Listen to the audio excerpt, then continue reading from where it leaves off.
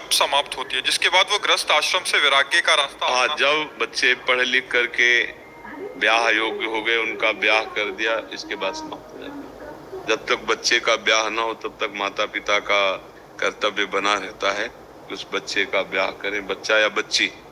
उसका ब्याह करने के बाद पाणी ग्रहण संस्कार हुआ, फिर आप विरक्त भाव से भजन कर सकते हैं। संसार से आपने संबंधों का काम हो गया, हम भगवत संबंध का काम करेंगे।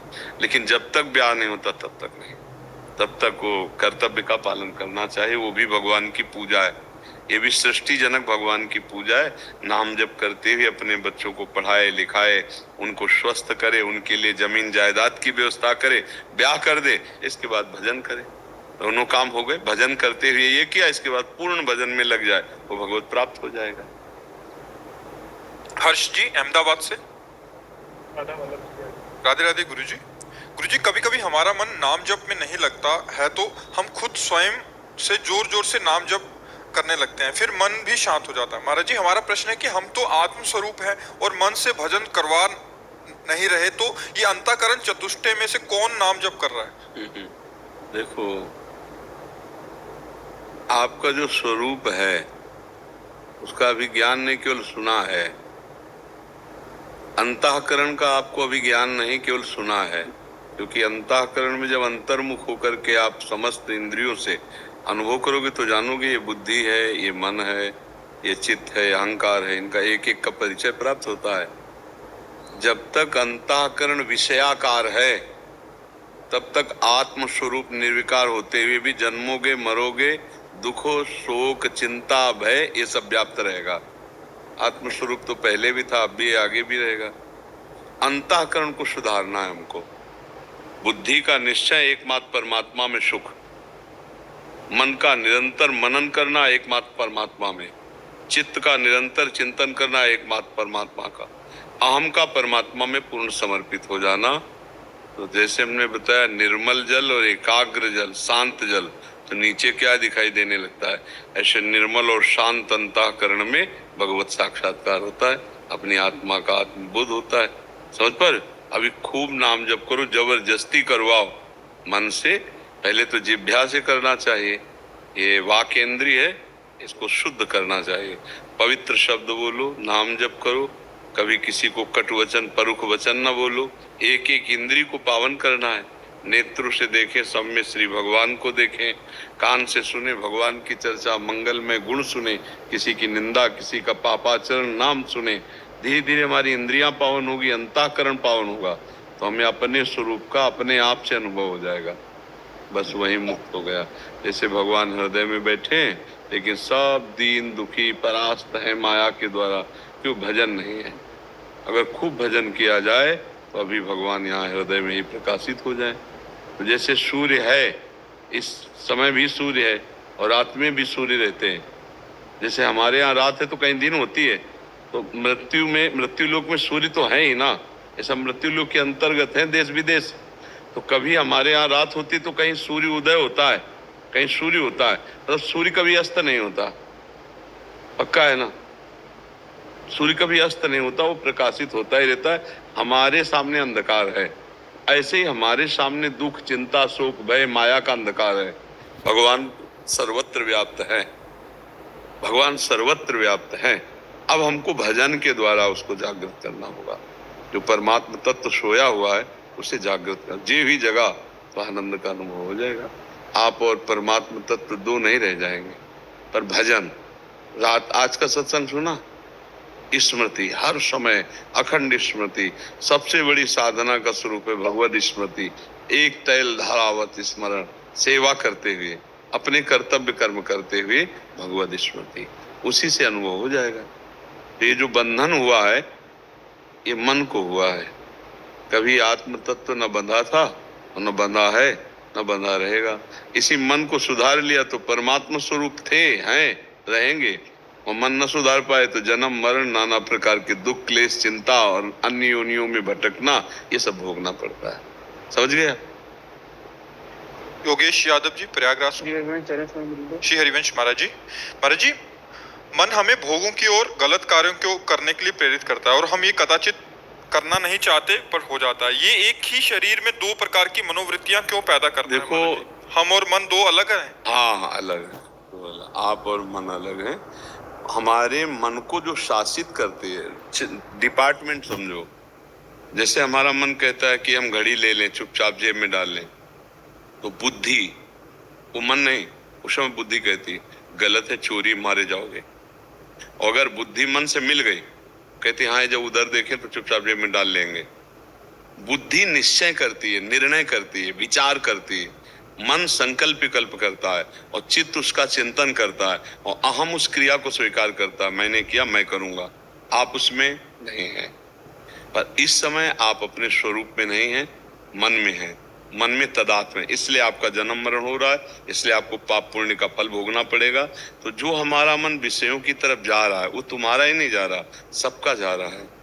जो आप कहते हो हम नहीं चाहते, गलत बात। हम जो नहीं चाहते वो कभी नहीं करते। हमारे अंदर जिसमें सुख भोग की, जैसे हम एक लाइन में पढ़ा, शराब पीना महापाप है, कभी जिंदगी में न पिया, न कोई पिला सकता है, कोई पिला भी नहीं सकता, मार डालो फिर भी ऐसा नहीं होगा, क्योंकि हमें हमारी चाहत नहीं है। और जो अंदर अगर उसकी चाहत है, यार आपके अंदर सुख बुद्धि है तो आप उसे पी लेंगे। मांस खाना कभी नहीं हो सकता। जब तक हमारे अंदर सुख बुद्धि नहीं होगी बच्चा, तब तक हमसे कोई कार्य नहीं होने वाला। आप देख लो, हम चाहते हैं कि गलत हमसे ना हो, लेकिन हमारी अंदर से सुख बुद्धि उसमें है कि इसके भोगने से सुख मिलेगा, इसलिए हमसे पाप बन जाते हैं। विचार करके देखो, ऐसा ही है ना। हमारी बुद्धि में एक निर्णय आता है, दो बुद्धि के विभाग हैं, एक सुमति एक कुमति।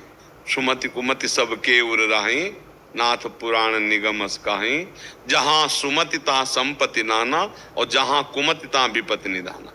जहां हमारी बुद्धि में सुमति है वो निर्णय करेगी सही, और जहां कुमति है वो गलत निर्णय करेगी। गलत निर्णय वाली बुद्धि मन के साथ मिल गई तो हमारे ना चाहते हुए भी गलत हो जाएगा। अगर हमारी बुद्धि निर्णय नहीं करेगी, गलत सही में स्थित रहेगी, तो मन चाहता रहे फिर भी कुछ नहीं कर सकता। बुद्धि ही सही का निशान लगाती है, और बुद्धि और मन को आप देख रहे हैं। अब आप निर्णायक हैं, बुद्धि ने कहा ये गलत है तो आपको मान लेना चाहिए गलत है, नहीं करूंगा, फिर मन कुछ नहीं कर पाएगा। अब बुद्धि ने गलत कहा और अंदर से है कि इसमें सुख मिलेगा, तो आप बुद्धि की बात काट देंगे और आप वो क्रिया कर बैठेंगे। जो हम लोग कहते हैं कि हम चाहते नहीं फिर भी गलत हो जाता है, ऐसी बात नहीं है। हमारी अंदर सुख भोगने की चाहत है तभी हमसे गलत होता है, नहीं जिन बातों को हम नहीं चाहते वो बातें हमारे जीवन में कभी नहीं हो सकती, कभी नहीं हो सकती। समझ पा रहे हो बच्चा? तो हमें थोड़ा नाम जप करके अपनी सुमति को जागृत करना है और कुमति को नष्ट करना है। विभीषण जी कह रहे तौर कुमति बसी विपरीता, रावण से तुम्हारे हृदय में कुमति बस गई, इसलिए विपरीत आचरण करते हो, तुम नष्ट हो जाओगे। विपरीत आचरण करने वाला ज्यादा दिन नहीं टिकता हो, फिर नष्ट हो जाता है। वो कोई न कोई ऐसा फंसाव फंसेगा। नष्ट हो जाने का मतलब है जेल चला जाएगा, कोई भयानक रोग हो जाएगा, मृत्यु हो जाएगी, एक्सीडेंट, कोई न कोई भयानक अपराध बनेगा, उसका फल उसे भोगना पड़ेगा। तो इस कुमति को सुधारो, इसीलिए अध्यात्म में खूब नाम जप करो। नाम जपने से बुद्धि शुद्ध हो जाती है। शुद्ध बुद्धि ठीक निर्णय करती है, ठीक निर्णय सही मार्ग, सही मार्ग सुखी जीवन। पाप करने वाला कभी कोई सुखी या शांत या आनंद में नहीं हो सकता बच्चा।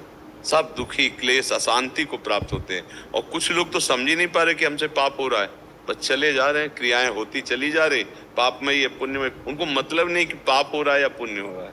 समझ पा रहे हैं आप?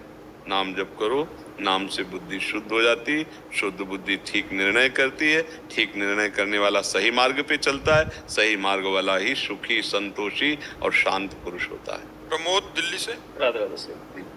राधे राधे गुरुदेव, आपके चरणों में कोटि कोटि प्रणाम।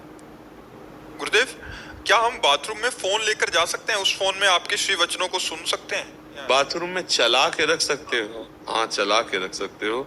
या आप अपना शौच स्नान आदि कर रहे हैं और सत्संग सुन रहे हैं, उसको कहीं ऊंची जगह में रख दिया और पवित्र होके फिर छुआ, क्योंकि फोन ऐसी चीज है कि उसको हर जगह प्रयोग किया जाता है। अगर वो शौच की स्थिति में आपने उसको स्पर्श किया तो फोन अपवित्र हो जाएगा। मतलब थोड़ा पवित्रता का ध्यान रखे तो उससे बहुत बुद्धि शुद्ध होती है। अब आजकल पवित्रता का ज्ञान नहीं रह गया लोगों को। अरे वो तो उसमें शौचालय में शौच में ही बोलते वो स्टैंड पे रखा रहता है। हाँ ऐसे ऐसे ठीक है।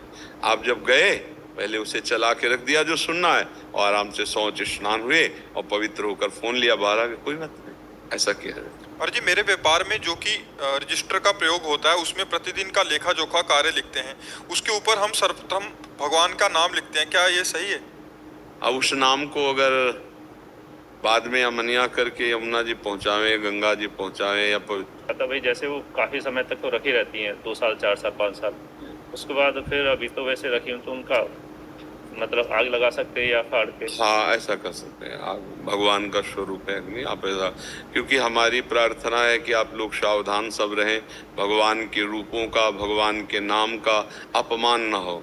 जैसे लोग नाम छपवा देते हैं, ऐसे गली कूचे में पड़े रहते हैं कार्ड, ऐसे भगवान का नाम लिख दिया झोला में, थैली में, और वो सब ऐसे मान लो रद्दी कागज में आपने बही खाते बेच दिए तो फिर वो फिर अपमानित होगा ना। इसीलिए ग्रंथ का सम्मान करो, भगवान के रूप का सम्मान करो, चित्र का सम्मान करो, नाम का सम्मान करो, तो भगवान देख रहे हैं ना, उसी से मंगल होता है। मंगल भवन की कृपा भगवान। देखो हमारे यहाँ यही बहुत असावधानियां हो रही हैं कि अपने नाम रोशन के लिए भगवान की छवियां पोस्टर में लगाकर और अपनी दुकान चलाने के लिए भगवान के नामों का प्रयोग कर, यहाँ तक कि जैसे छोटी मोटी वस्तुएं खाने पीने की हैं उनमें भी नाम भगवान, तो जैसे कई तरह के ऐसे भगवान नामों का प्रयोग है, तो संभाल करके हमारे धर्म का विषय है। हम अपने धर्म को पहचाने, हम अपने धर्म को बहुत सस्ता ना समझें, अपने धर्म का अपमान स्वयं न, ये धर्म का अपमान है। हमारे मान लो पोस्टर में लगा दिया भगवान की छवि, इसके बाद जब पोस्टर उखाड़ के फेंका तो गिर जाता है ना, अब कोई उसे भगवान के रूप में थोड़ी देखता है। तो हम ऐसे चाहिए बहुत सावधानी रखें, भगवान नाम भगवत रूप इनको संभाल कर पूजनीय भाव से हम रखें। ऋषिकेश दास जी गुजरात से। श्री हरिवंश राधे राधे महाराज जी, दंडवत प्रणाम। महाराज जी, किसी भी शास्त्र को पढ़ने समझने जीवन में उतारकर उस शास्त्र का साक्षात्कार करने के लिए आवश्यक बातें कौन सी हैं?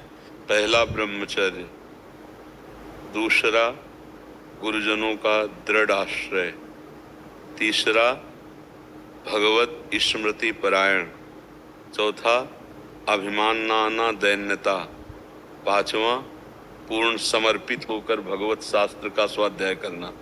मेरे में मति नहीं है, आप स्वयं प्रकाशित होकर हमें समझाइए। अगर ब्रह्मचर्य ठीक नहीं है, शास्त्रों का अर्थ, तभी तो उल्टा सीधा बोलते रहते हैं लोग, नहीं प्रवचनों में उल्टा सीधा बोलते रहते, क्योंकि ब्रह्मचर्य ठीक नहीं है, गुरुजनों का आश्रय दृढ़ नहीं है, स्वयं गुरु बन बैठे, गुरुजनों का आश्रय दृढ़ नहीं है, अहंकार है, विद्या का अगर अहंकार है तो फिर शास्त्र का अर्थ उल्टे ही समझ में आएगा। विद्या रूप महत्व कुल धन जौवन अभिमान, सट कंटक देखे जहाँ राह न भक्त निदान, राह न भक्त निदान स्वांग सब नगर नारी के, विषयीन हाथ बिकाए न रिझवन भतार के। भगवत रसिक जी कहते हैं यदि विद्या का, रूप का, कुल का, धन का, यौवन का अपना महत्व अभिमान है, उसके अंदर ये 6 बड़े बड़े कांटे भक्ति महारानी प्रवेश नहीं करती। और जब तक दैन्यता नहीं आएगी तब तक शास्त्रों का भाव समझ में नहीं आएगा। शास्त्रों के लिए ब्रह्मचर्य, अहंकार का त्याग करके दैन्यता, और इसके लिए गुरुजनों का दृढ़ आश्रय। कोई भी शास्त्र हम तभी समझ सकते हैं जब हम विज्ञ महापुरुषों से सुने। प्रथम सुने भागवत भक्तमुख भगवत वाणी, जो भगवत स्वरूप महात्मा जन हैं, जिन्होंने शास्त्रों के एक एक शब्द का स्वाद लिया है और साक्षात्कार किया है, वो जब बोलेंगे, उनके मुख से सुनेंगे, तब शास्त्र का रहस्य हमारे हृदय में प्रकाशित होता है। तो अहंकार रहित होकर दैन्य भाव से गुरुजनों का आश्रय लेकर के शास्त्र को उस समय साक्षात भगवान का स्वरूप मानकर स्वाध्याय किया जाए तो शास्त्र ही तुम्हारी बुद्धि में बैठ करके अपना अनुभव करा देगा। जब तक ब्रह्मचर्य नहीं, गुरुजनों का आश्रय नहीं, अहंकार का त्याग नहीं, दैन्यता नहीं और शास्त्रों में भगवत भाव नहीं, तब तक नहीं। शास्त्रों में भगवत भाव देखना हो तो गुरुवाणी का कैसे सम्मान करते हैं सिख भाईजन, ये देखिए आप। अगर शास्त्रों का सम्मान देखना तो वहां देखिए कैसे गुरुवाणी का सम्मान, चंवर डुलाते हुए हाथ जोड़कर ऐसे गुरुवाणी जी का पाठ करते हैं, हाथ जोड़कर खड़े होकर। और जब गुरुवाणी जी चलती है तो आप देखो कितना समुदाय उत्सव आनंद मनाते हैं। हम अपने ग्रंथों को, अपनी सदवाणियों को कैसे विचार करके देखिए कि मतलब कैसा आदर का, ऐसे पढ़ा ऐसे रख दिया, वस्त्र के द्वारा आवेष्टित भी नहीं है और किसी वस्त्र का आसन भी नहीं दिया, तो भला शास्त्र उसके हृदय में स्फुरित होगा, शास्त्र का भाव स्फुरित होगा। तो शास्त्र तभी समझ में आते हैं। श्री सुखदेव जी एक बार केवल भगवान व्यासदेव जी ने पढ़ा, सब याद हो गया, क्योंकि बाल्यावस्था से बैरागी, ब्रह्मचारी और भगवत स्वरूप में स्थित। तो शास्त्र सब भगवत स्वरूप है। आजकल जो त्रुटियां हो जाती हैं उसके यही कारण है। ब्रह्मचर्य की हानि, गुरुजनों के प्रति दृढ़ आश्रय नहीं, अहंकार का त्याग नहीं, दैन्यता ने, शास्त्रों को भगवत स्वरूप न मानना, इन कारणों से शास्त्रों का राज। शास्त्र बहुत गुप्त है। शास्त्र जैसे कहता है कि आप उत्तर की ओर चलो, अब इसके बाद जो मुड़ना है वो नहीं बोलेगा, वो गुरु बोलेगा कि उत्तर की तरफ से पश्चिम की तरफ मुड़ना, फिर सामने जाकर पूर्वोत्तर की तरफ चलना है। अब वो सीधा उत्तर की तरफ चलेगा नहीं पाएगा, शास्त्र का रास्ते नहीं। जैसे पहले राजा लोग अपनी संपत्ति को छुपाने के लिए भूल भुलैया का मार्ग रखते थे और इसके बाद वो संपत्ति का स्थान रखते थे, तो उस मार्ग को वही पार कर सकता है जो उसका ज्ञाता है, अन्यथा वो घूमता रहेगा, वो संपत्ति तक नहीं पहुंच पाएगा। तो जो रसमय ग्रंथ है, जो भगवत स्वरूप ग्रंथ है, इसके आचार्य और गुरुदेव ही ज्ञाता हैं। अगर उनके चरणों में उनकी आराधना करके तो आप संपत्ति तक पहुंच पाएंगे, शब्द ब्रह्म का अनुभव कर पाएंगे। नहीं तो आप केवल ऐसे बोलते रहिए, ना आपको समझ में आएगा और ना दूसरों की समझ में आएगा। वो बस बैठे हैं, बस सुन के चल दिए, आप सुना दिए, और अंतर ना आप में पड़ा ना सामने वाले में पड़ा, क्योंकि आपने अनुभव ही नहीं किया।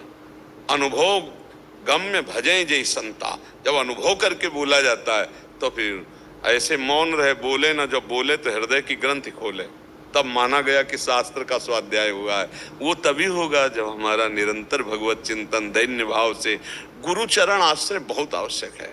और आजकल सबसे ज्यादा घाटा इसी बात का हो रहा है कि गुरु चरणों का आश्रय नहीं रखा जाता। अहंकार इतना प्रबल हो जाता है कि हम स्वयं बहुत जल्दी अपना प्रचार प्रसार करते हुए सिद्ध बनना चाहते हैं, इससे बहुत बड़ी हानि हो जाती है। गुरु चरणों की दास्ता के बिना ना पाई है बिन स्वामी अकेले, यहाँ तक लिख दिया विपिन बसत वैराग्य जित जो लड़काई खेल।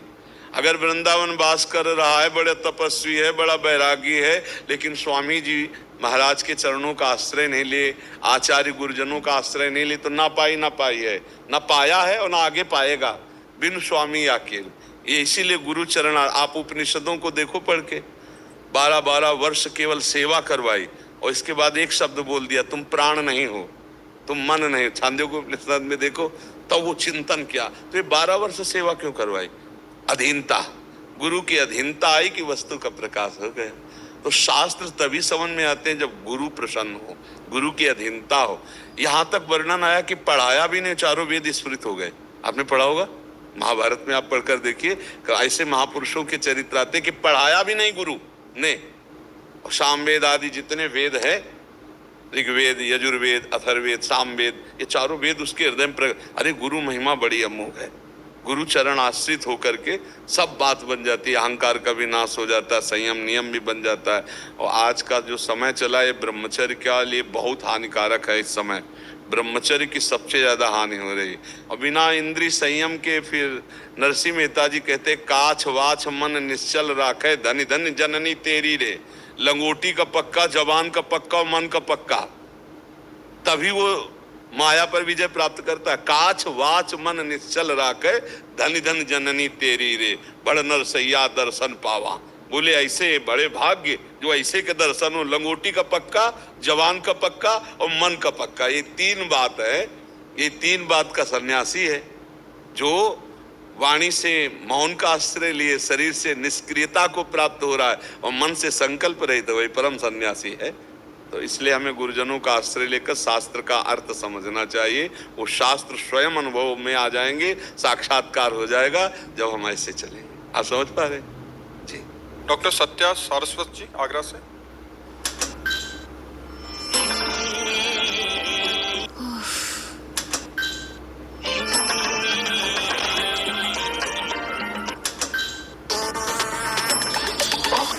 Trend in real life with Myntra. Shop from 50,000 trendy styles dropping weekly. Myntra Trend IRL.